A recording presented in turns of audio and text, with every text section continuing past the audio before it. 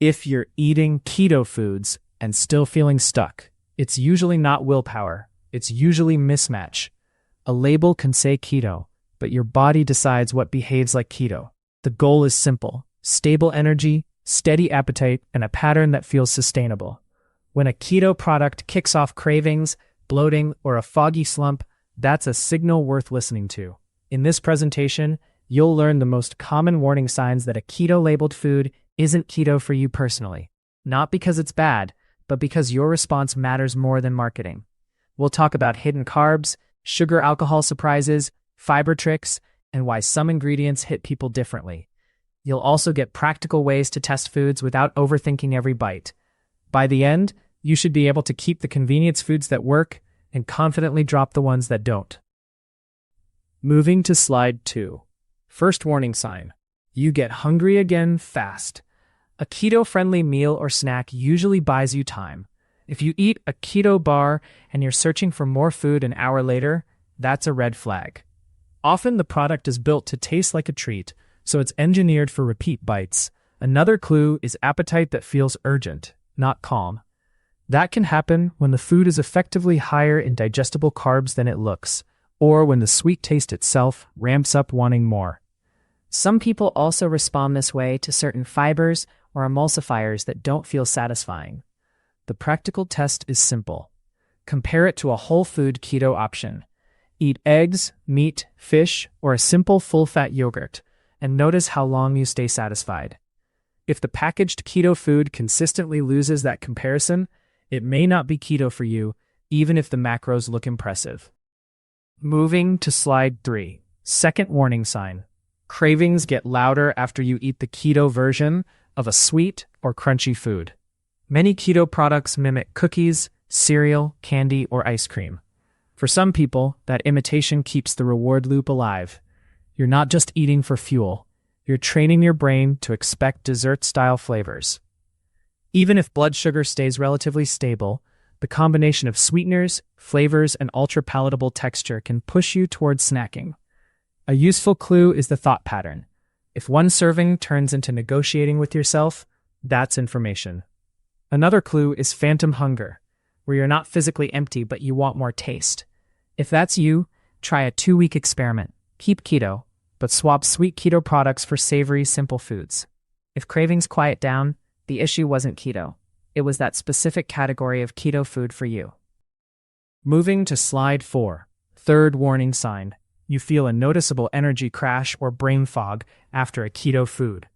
Keto is often associated with steadier energy, but certain products can still create a dip. One reason is that the net carb math doesn't match your digestion. Another reason is that some sugar alcohols and modified starches behave more like carbs for some people than the label suggests. And sometimes it's simply that the food is low in protein and too easy to overeat, so you get a quick hit and then a slump. The key is timing. If you feel fine, then 60 to 120 minutes later, you're sleepy, irritable, or unfocused. Track what you ate. Do you see the same few items showing up? If yes, treat it like an experiment. Remove one product for a week, keep the rest of your routine stable, and see if those crashes fade. Patterns beat opinions. Moving to slide 5. Fourth warning sign: digestive issues that reliably show up after keto-labeled foods. This is one of the biggest tells, because many packaged keto items rely on sugar alcohols, added fibers, and thickeners to create a normal texture. For some people, that's fine. For others, it means gas, bloating, cramps, or urgent bathroom trips.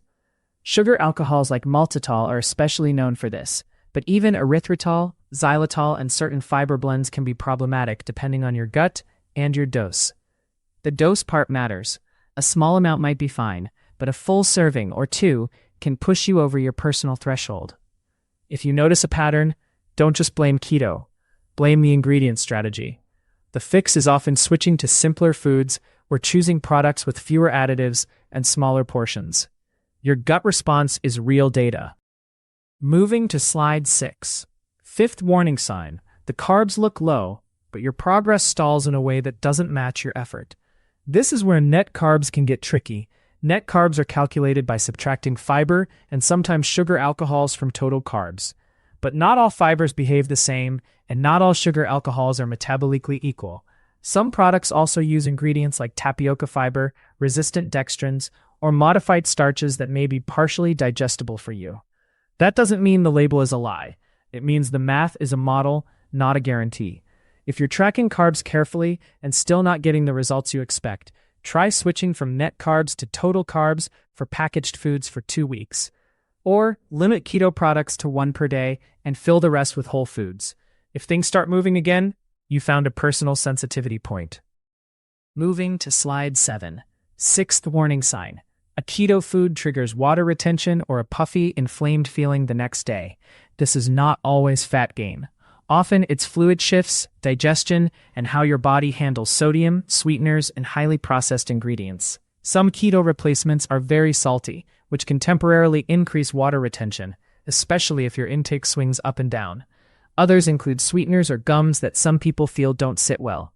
Another common pattern is eating a keto bread or tortilla substitute, then waking up feeling heavier and hungrier. That can happen if the product is more digestible than expected, or if it encourages overeating because it feels free. The practical move is to standardize. Keep sodium consistent for a week, then reintroduce one product and see if the puffiness returns. If it does, you've got a clear signal without guessing. Moving to slide 8. 7th warning sign. You're keto compliant, but your sleep gets worse after certain keto foods. Sleep is sensitive to digestion, stimulants, and blood sugar swings. Some keto snacks are basically dessert at night, and even without sugar, that can keep your brain in reward mode. Other products include caffeine, chocolate, or ingredients that your gut struggles with, and that discomfort can wake you up. Alcohol-based keto drinks can also disrupt sleep quality, even if the carbs are low. The clue is consistency. If you sleep great most nights, but you sleep poorly after a specific bar, ice cream, or drink, that's not random. Try moving those foods earlier in the day, or reducing portion size. If sleep improves, you've learned something important. Keto isn't only about carbs, it's also about how your choices affect recovery and stress. Moving to slide 9, 8th warning sign. The ingredient list reads like a chemistry set, and you can't predict how you'll feel after eating it. Keto convenience foods often stack multiple sweeteners, multiple fibers, seed oils, emulsifiers, and flavor systems. Each one might be fine alone, but the combo can create unpredictable digestion and appetite. A simple rule that works for many people is the one unknown at a time approach. If you're testing a new keto product, don't pair it with 3 other new things. Keep the rest of the meal boring and consistent. Another practical filter is, can you identify the main food? If the primary ingredients are isolates and syrups, it may behave more like a processed snack than a meal. This isn't about fear, it's about signal clarity. The simpler the product, the easier it is to know whether it works for you. Moving to slide 10. 9th warning sign. Keto bread, tortillas, and baked goods that seem too good to be true. These products are often built around fiber and modified starch to recreate the chew of real bread. The issue is that some people digest these ingredients more than expected, so the product can act like a higher carb food in your body, even if the net carbs are low on paper. Another issue is behavioral. Bread-like foods make it easy to build a meal that looks keto, but is light on protein and heavy on snacky extras. If you notice more hunger, more cravings, or stalled progress when these foods are daily staples, try a simple swap. Replace them with lettuce wraps, egg-based options, or meals centered on protein and non-starchy vegetables. Then bring the bread substitute back occasionally and see if it changes your results. Occasional can be fine, daily can be the problem. Moving to slide 11, 10th warning sign. Keto sauces and condiments that quietly add up. A tablespoon here and a drizzle there can turn into significant carbs, especially with ketchup-style sauces, glazes, and some salad dressings. Even when the label looks low, serving sizes can be unrealistically small. Another issue is that some sauces use sweeteners that keep your palate locked into sweet flavors, which can feed cravings. The fix is not to eat dry food forever. It's to measure once, just to calibrate your eye. Use a spoon for a week and see what a real serving looks like. Then choose condiments with simpler ingredients and use acids and spices to build flavor.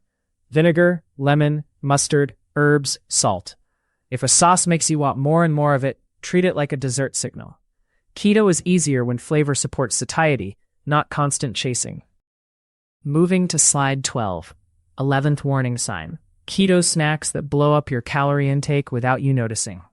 Keto can reduce appetite for many people, but fat is energy dense, and keto snacks are often designed to be easy to eat. Nuts, cheese crisps, fat bombs, and keto desserts can be perfectly compatible with keto, but still too easy to overdo.